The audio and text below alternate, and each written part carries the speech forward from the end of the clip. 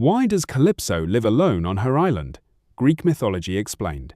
Warning: this video contains spoilers for Homer's Odyssey and Greek mythology. Some later myths expand on Calypso's origins, but this video primarily follows Homer's Odyssey while also explaining later traditions where appropriate. Now, let's begin. Imagine living on one of the most beautiful islands in the world. Crystal clear waters, lush forests, flower-filled meadows, birds singing through ancient trees. No wars, no kingdoms, no enemies. At first, it sounds like paradise, but imagine living there completely alone, century after century, with no family, no friends, no visitors, no one to talk to except the occasional traveler washed ashore by fate. That was the life of Calypso. When Odysseus arrived on her island, he didn't discover a bustling kingdom or a community of immortals. He found a solitary goddess living alone on the mysterious island of Ogygia. But why? Why would an immortal nymph spend her existence isolated from both gods and mortals? Was she hiding? Was she being punished? Or had she chosen this lonely life herself? The answer lies in one of the lesser-known mysteries of Greek mythology. Let's explain. Who was Calypso? Before understanding why Calypso lived alone, we first need to understand who she was. In Homer's Odyssey, Calypso is described as a beautiful, immortal nymph. She lives on the remote island of Ogygia, hidden far from the lands of both gods and humans. Unlike Athena or Hera, Calypso is not one of the 12 Olympian gods. She belongs to a different class of divine beings known as nymphs. These immortal spirits were closely connected to nature. Forests, mountains, rivers, islands. Ancient Greek myths offer different accounts of Calypso's parents. The most common tradition identifies her as the daughter of the Titan Atlas, the giant condemned to hold up the heavens. Other ancient writers offer different family lineages, but nearly every version agrees on one thing. Calypso was divine, immortal, and deeply connected to her secluded island, the mysterious island of Ogygia. Calypso's home was unlike anywhere else in Greek mythology. Ogygia was described as an isolated paradise surrounded by the endless sea. No cities, no armies, no kings, only untouched nature. Homer describes lush forests filled with fragrant cedar and cypress trees. Freshwater springs flowed through flowering meadows. Birds nested peacefully among the branches. It was beautiful enough that even Hermes, the messenger of the gods, admired it when he arrived carrying Zeus's command. But despite its beauty, one thing stood out. Calypso lived there alone. There were no other gods sharing her home. No immortal court. No family. Only silence. Was Calypso banished? One of the biggest questions readers ask is whether Calypso was living on Ogygia because she had been exiled. Interestingly, Homer never says she was officially banished. The Odyssey simply presents Ogygia as her home. However, later, myths and ancient interpretations suggest there may be more to the story. Some traditions connect Calypso to the Titans through her father, Atlas. After the Titans lost their war against the Olympian gods, many members of their family were punished or separated from the rest of the divine world. Because Atlas himself received one of mythology's greatest punishments, some later writers believed Calypso's isolation reflected the consequences of belonging to that defeated generation. While this idea is popular, it is important to remember that it is not explicitly stated in Homer's Odyssey. A different kind of divine life. Another possibility is much simpler. Calypso wasn't imprisoned. She simply belonged to Ogygia.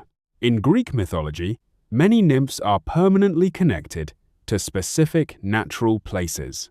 Some live beside rivers, others guard forests, others dwell within mountains or sacred groves.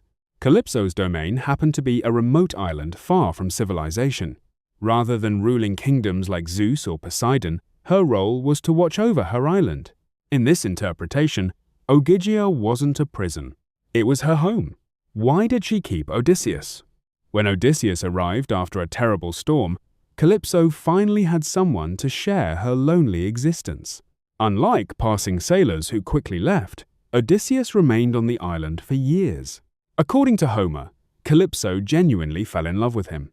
She cared for him, fed him, offered him comfort, Most remarkably, she offered him immortality. If he stayed with her forever, he would never age or die. But despite everything she offered, Odysseus wanted only one thing: to return home to Penelope and Telemachus. His heart never truly left Ithaca. Was Calypso lonely? Homer strongly suggests she was. When Hermes arrived with Zeus's command ordering Odysseus's release, Calypso reacted with sadness and frustration. She complained that male gods often took mortal women as lovers without criticism. Yet whenever a goddess loved a mortal man, she was condemned for it. Her speech reveals something deeper than anger. It reveals loneliness. Odysseus wasn't simply a guest. He was the only companion she had enjoyed in years, perhaps centuries. Letting him go meant returning to complete isolation. Why didn't other gods visit?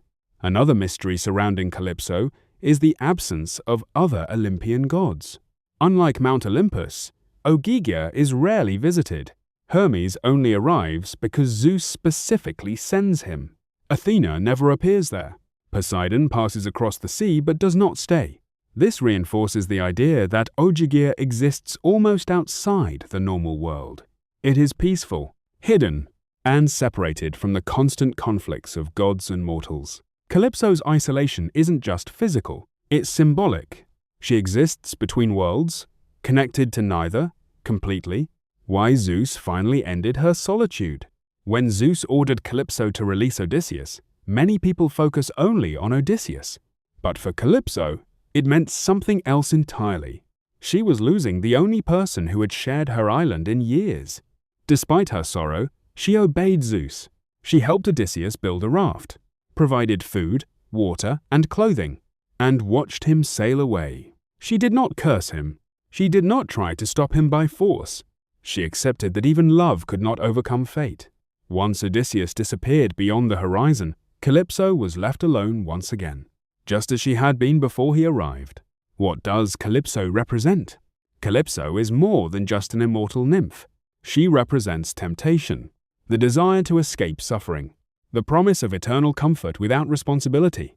For Odysseus, staying with Calypso meant giving up everything that made him human: his family, his kingdom, his identity. Choosing to leave wasn't simply about returning home. It was about choosing a meaningful mortal life over endless comfort.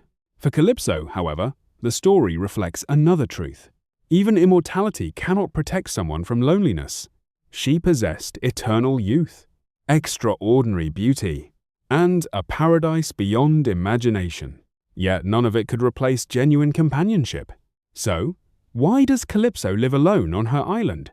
According to Homer's Odyssey, Ogygia is simply her home, and Homer never explicitly says she was banished or punished.